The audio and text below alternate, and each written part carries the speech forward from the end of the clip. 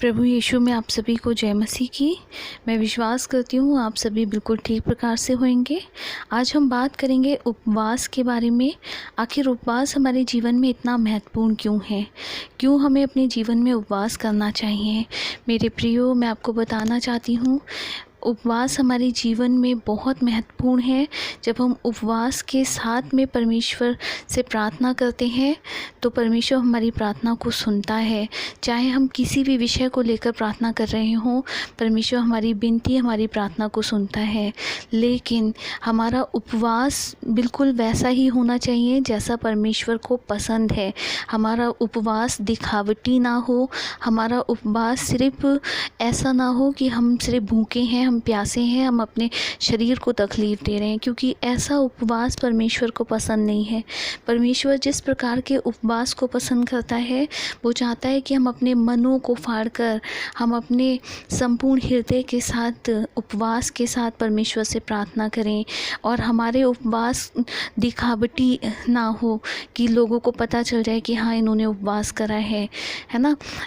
ऐसा उपवास परमेश्वर पसंद करता है और तब परमेश्वर हमारे उपवास से प्रसन्न होता है और हमारी प्रार्थनाओं को सुनता है। मेरे प्रियो, मैं आपको बताना चाहती हूँ नीनवे के बारे में। हम सभी ने वचन में पढ़ा है नीनवे शहर के बारे में, जहाँ बहुत अधिक पाप बढ़ गया था और परमेश्वर ने योना नबी को वहाँ भेजा कि जा वहाँ प्रचार कर कि मैं इस शहर को अब नष्ट करने पर हूँ, क्योंकि वहाँ बहुत ही ज़्यादा पाप बढ़ गया है। और मैं आपको बताना चाहती हूँ योना नबी वहाँ जाकर प्रचार करने लगा कि अब से 40 दिन बीतने पर नीनवे नष्ट हो जाएगा। मैं आपको बताना चाहती हूँ नीनवे के लोगों ने जब परमेश्वर के दास की ये बात सुनी, उन्होंने अपने मनों को फिराया। मैं आपके लिए वचन से पढ़ना चाहती हूँ योना नबी की पुस्तक, उसका 3 अध्याय और उसकी 5वीं आयत में यहाँ इस प्रकार से लिखा हुआ है। तब नीनवे के मनुष्यों ने परमेश्वर के वचन की प्रतीति की और उपवास का प्रचार किया गया और बड़े से लेकर छोटे तक सबों ने टाट ओढ़ा। हालेलुया। मैं आपको बताना चाहती हूँ वचन इस प्रकार से बताता है कि उन्होंने परमेश्वर की वचन की प्रतीति की और बड़े से लेकर छोटे तक सबों ने परमेश्वर पर विश्वास किया और उन्होंने उपवास किया। मेरे प्रियो, आगे इस प्रकार से लिखा हुआ है, तब यह समाचार नीनवे के राजा के कान में पहुंचा और उसने सिंहासन पर से उठ अपने राजकीय वस्त्र उतार कर टाट ओढ़ लिया और राख पर बैठ गया। राजा ने प्रधानों से सम्मति लेकर नीनवे में इस आज्ञा का ढिंढोरा पिटवाया, क्या मनुष्य, क्या गाय बैल, क्या भेड़ बकरी या अन्य पशु कोई कुछ भी ना खाए, वे ना खाएं और ना पानी पिएं। मनुष्य और पशु दोनों टाट ओढ़ें और वे परमेश्वर की दुहाई चिल्ला चिल्ला कर दें और अपने कुमार्ग से फिरें और उस उपद्रव से जो वे करते हैं पश्चाताप करें। संभव है परमेश्वर दया करे और अपनी इच्छा बदल दे और उसका भड़का हुआ कोप शांत हो जाए और हम नष्ट होने से बच जाएं। हालेलुया। मेरे प्रियो, मैं आपको बताना चाहती हूँ जब उन्होंने इस प्रकार से जब उन्होंने उपवास किया, अपने मनों को फाड़ा और जब वो इस प्रकार से रोते गिड़गिड़ाते हुए परमेश्वर के समक्ष आए, जहाँ परमेश्वर का क्रोध इतना भड़का हुआ था कि वो उस शहर को नष्ट करने पर था। आगे जब हम वचन में पढ़ते हैं तो लिखा हुआ है कि परमेश्वर ने उन पर दया की।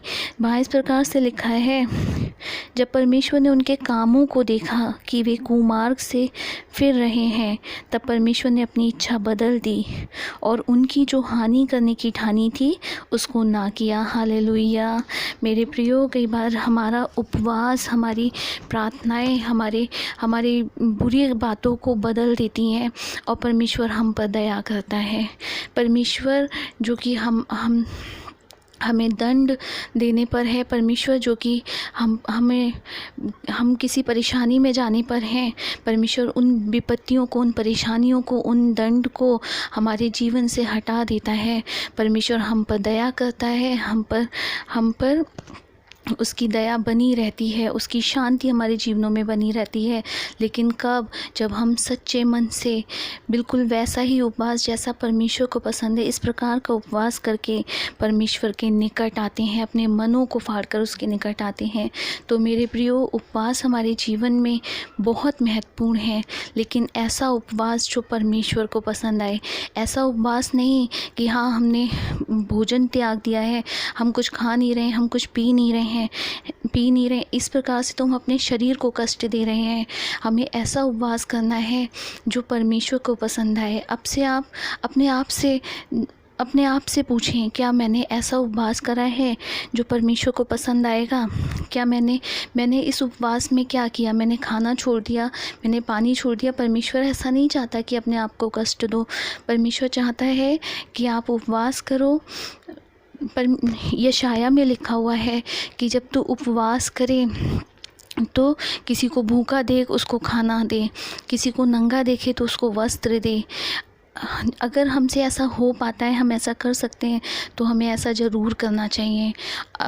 इसके अलावा अगर हम नहीं करने में असमर्थ हैं, तो हमें उनके लिए प्रार्थना करनी चाहिए। मेरे प्रियो, हम जब भी उपवास करें तो सच्चे मन से करें, अपने मनों को फाड़ें और परमेश्वर के निकट आएँ। परमेश्वर हमारे उपवास को ज़रूर ग्रहण करेगा और हमारी प्रार्थनाओं के जवाब देगा।